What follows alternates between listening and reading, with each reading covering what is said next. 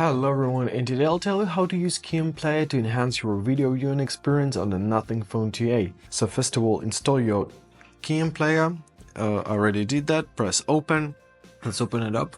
So here you'll got your video library. Here you got your files. You can stream video through YouTube in this exact application, or you can download anything.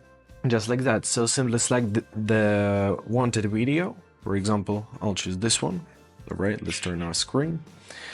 So now the video starts.